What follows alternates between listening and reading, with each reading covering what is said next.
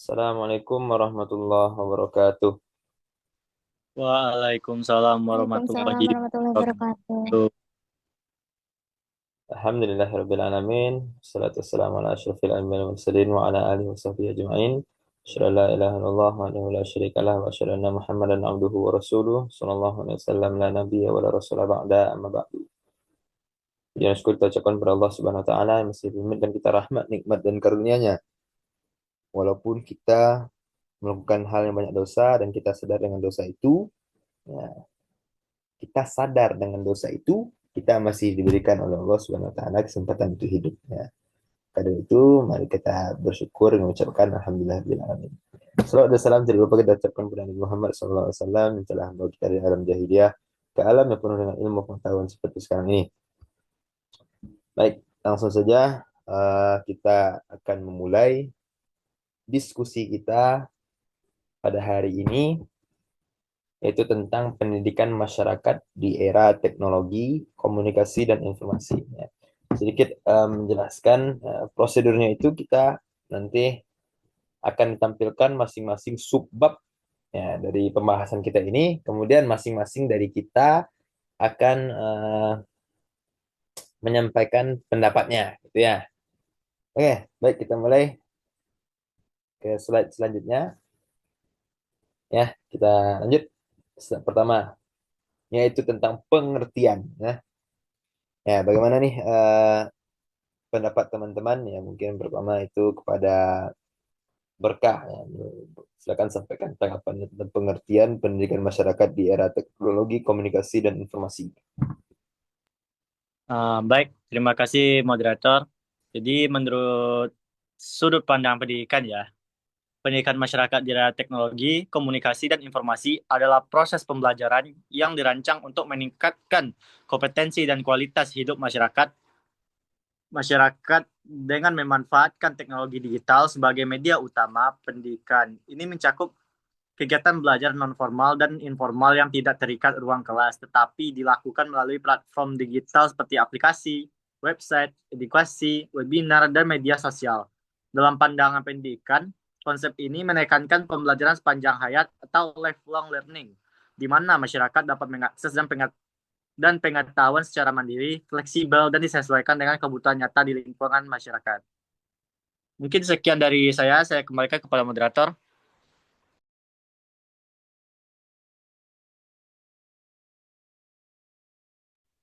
Oke, terima kasih kepada Mau Berkah yang sudah menyampaikan eh, pendapatnya tentang pengertian tersebut.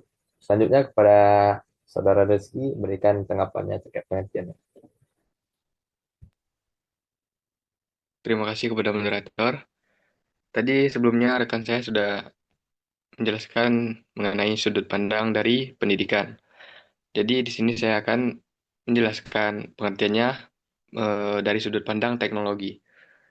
Jadi dari sisi teknologi, pendidikan masyarakat itu merupakan proses transformasi pembelajaran melalui pemanfaatan berbagai perangkat teknologi komunikasi seperti smartphone, laptop, internet, media sosial, ataupun aplikasi pembelajaran lainnya. Teknologi menjadi landasan utama yang memungkinkan penyampaian informasi secara cepat, interaktif, dan real time. Dalam perspektif ini, teknologi bukan hanya sebagai alat, tapi juga ruang belajar baru untuk mengubah cara masyarakat mengakses pendidikan tidak lagi terbatas pada modul cetak, melainkan berkembang menjadi video pembelajaran, podcast, infografis, ataupun yang lainnya. Mungkin cukup itu yang dapat saya jelaskan. Saya kembalikan kepada moderator.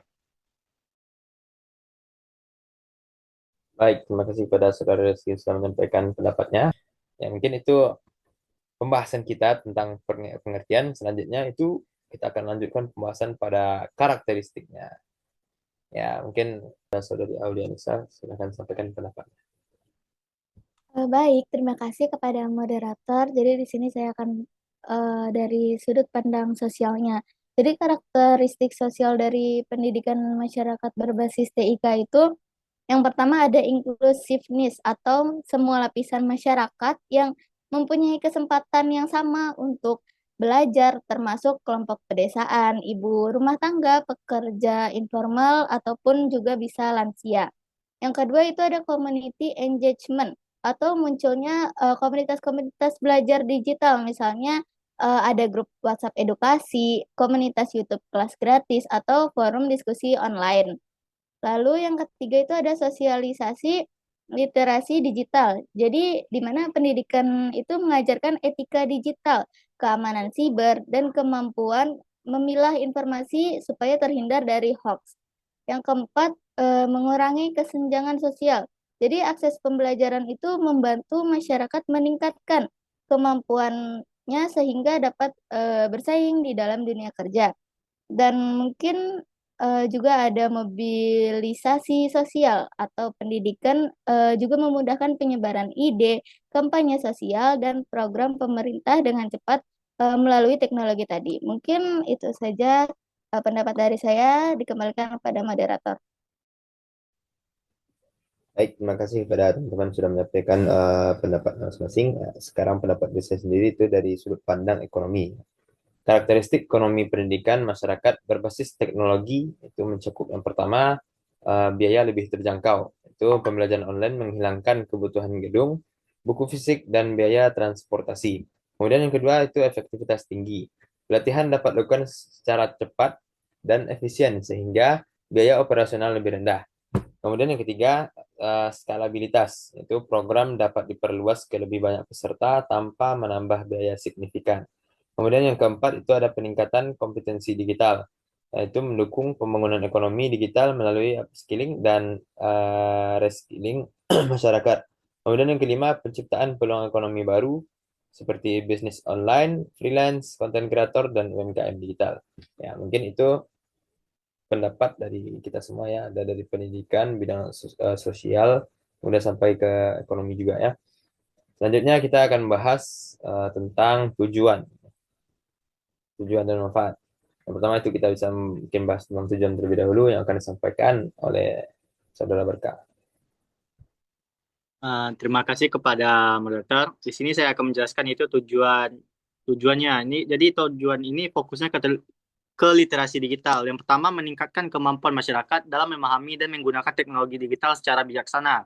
Yang kedua, mendorong masyarakat agar mampu mengakses dan memanfaatkan informasi secara efektif. Yang ketiga, membangun kesadaran tentang keamanan digital dan etika berinternet. Yang keempat, mengurangi kesenjangan literasi digital antara kelompok masyarakat yang berbeda. Saya serahkan kembali kepada moderator. Baik, terima kasih. Selanjutnya kepada Reski mungkin bisa tambahkan sedikit tujuannya. Baik, terima kasih moderator. Di sini saya akan sedikit menambahkan tujuannya, yaitu dari fokus pemberdayaan masyarakat, yaitu yang pertama memberdayakan masyarakat agar dapat memecahkan masalah sehari-hari melalui teknologi dan memperkuat kemampuan masyarakat untuk mandiri secara ekonomi melalui pelatihan digital. Mungkin itu yang dapat saya sampaikan. Saya kembalikan moderator. Baik, terima kasih. Selanjutnya mungkin cukupkan kita pada tujuan. Selanjutnya manfaat mungkin dari saudari Aul bisa disampaikan apa manfaatnya. Baik, terima kasih kepada moderator. Mungkin di sini saya akan menyampaikan terkait manfaatnya ya. Manfaatnya itu ada kayak berfokus pada skill digital, mungkin bisa meningkatnya kemampuan masyarakat dalam mengoperasikan perangkat digital, lalu kemudahan mengakses informasi kapan saja dan di mana saja, lalu meningkatnya peluang kerja karena keterampilan digital yang lebih baik, dan juga pengurangan biaya belajar karena sumber belajarnya itu banyak tersedia gratis. Mungkin itu saja pendapat dari saya, dikembalikan pada moderator. Baik, terima kasih pada saudari Aul yang sudah menyampaikan pendapat manfaatnya. Mungkin saya tambahkan sedikit untuk manfaatnya itu fokus pada pemberdayaan ekonomi. Ya, itu misalnya contohnya itu membantu UMKM memasarkan produk secara online. Kemudian kedua memperluas jaringan bisnis melalui media sosial dan platform digital. Kemudian mendorong munculnya wirausaha digital baru. Kemudian meningkatkan pendapatan masyarakat melalui aktivitas ekonomi berbasis teknologi. Ya, mungkin itu penjelasan masing-masing dari kita tentang tujuan dan manfaat. Kita lanjut pada tentang media yang sering digunakan. Mungkin bisa Pertama kepada Saudara Berkah terlebih dahulu. Terima kasih kepada moderator. Di sini saya akan menjelaskan tentang media yang sering digunakan ya. Yang pertama itu media cetak. Media yang berbentuk fisik dan dapat dibaca langsung seperti buku, modul, leaflet, brosur, majalah. Media ini umum digunakan karena mudah diakses dan tidak membutuhkan perangkat elektronik. Terima kasih. Oke, itu media cetak. Selanjutnya kepada Saudara Rizky. Baik, di sini saya akan menjelaskan yang mengenai media audiovisual. Tadi sudah disebutkan yaitu media cetaknya. Di sini media audiovisualnya itu seperti video pembelajaran, film edukasi, animasi interaktif, dan rekaman dokumenter. Mungkin itu yang dapat saya sampaikan. Saya kembalikan moderator. Ya, mungkin itu pembahasan kita tentang media yang sering digunakan. Selanjutnya itu contoh pendidikan masyarakat berbasis teknologi. Ya, mungkin bisa pada Saudara Berkah terlebih dahulu. Terima kasih kepada moderator. Jadi di sini saya akan menjelaskan tentang contoh pendidikan masyarakat berbasis teknologi. Yang pertama itu kelas daring, terbuka, masif, open online atau kursus MOCS, program pendidikan masyarakat yang diselenggarakan melalui platform pembelajaran daring seperti Coursera, Ruang Guru, Udemy, atau Kampus Merdeka Digital. Masyarakat dapat mengikuti kursus gratis atau berbayar tentang berbagai topik, literasi digital, kewirausahaan, keterampilan kerja, hingga kesehatan keluarga tanpa batas waktu. Baik, saya kembalikan kepada moderator. Oke, terima kasih. Mungkin satu lagi ya untuk contohnya mungkin bisa dari Saudara Rizky. Baik, ada lagi contoh yang dapat saya sampaikan yaitu pelatihan keterampilan melalui aplikasi mobile learning, yaitu yang dimana pendidikan dilakukan melalui aplikasi berbasis ponsel yang menyediakan modul, video pembelajaran, kuis, dan forum diskusi. Contohnya aplikasi Skill Academy dan Akademi Desa. Mungkin itu yang dapat saya sampaikan. Saya kembalikan kepada moderator. Oke, terima kasih pada Saudara Rizky yang sudah memberikan contohnya. Ya, mungkin cukup untuk 2 contoh aja ya, mungkin sudah jelas tuh. Selanjutnya kita ke pembahasan terakhir itu tentang pengaruhnya. Ya, mungkin dari Saudari Aulianisa bisa terlebih dahulu untuk menyampaikan apa pengaruhnya terhadap masyarakat. Baik, terima kasih kepada moderator. Di sini saya akan menyampaikan pendapat saya mungkin untuk pengaruh terhadap masyarakat dari segi pembelajaran interaktif dan personalisasi. Nah, tentu yang kita tahu teknologi itu kan mengubah pembelajaran dari pasif menjadi interaktif dengan alat seperti simulasi virtual, aplikasi gamifikasi, dan platform adaptif berbasis AI yang dimana kita tahu. Nah, itu juga menyesuaikan konten dengan kemajuan individu. Jadi bagi masyarakat ini meningkatkan keterlibatan dan retensi melalui elemen multimedia seperti video, kuis, dan forum kolaboratif global. Jadi pendidik itu bisa menerapkan model hybrid untuk pengembangan keterampilan masyarakat yang lebih kaya. Mungkin itu pendapat dari saya, dikembalikan kepada moderator. Oke, terima kasih kepada Saudari Aul yang sudah menyampaikan pengaruhnya. Mungkin saya tambahkan sedikit. Itu ada pengaruh terhadap masyarakat. Itu ada pengembangan profesional guru di era digital ya.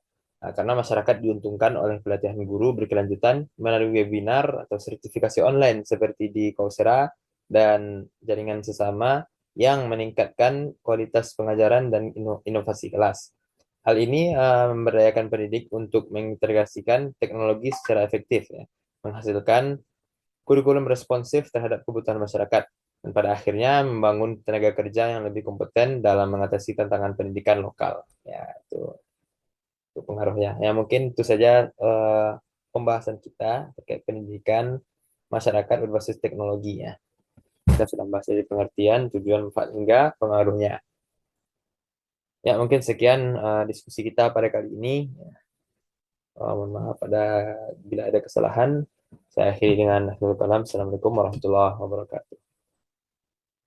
Waalaikumsalam. Waalaikumsalam warahmatullahi wabarakatuh.